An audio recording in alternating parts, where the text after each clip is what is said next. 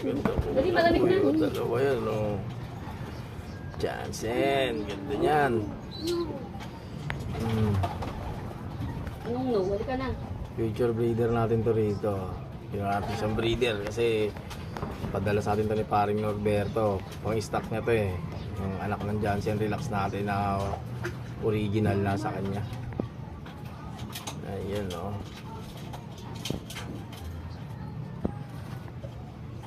Pang ano natin yan, pang susunod na SDR. Inagahan natin yung breed.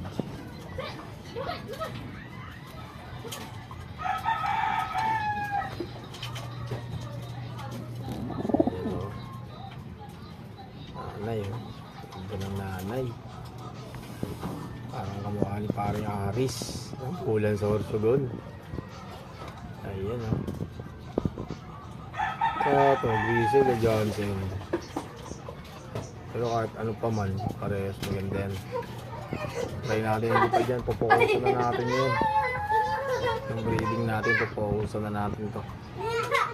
Itataas natin yung look natin. Konti lang naman itataas, hindi tayo ng kahoy.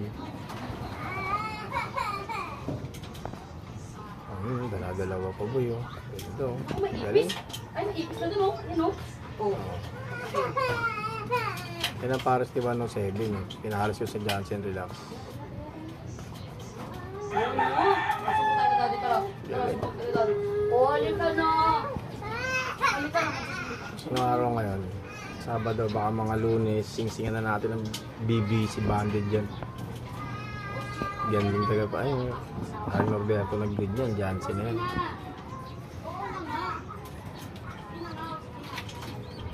Ayan o, Joston yung linyada niyan. Galing.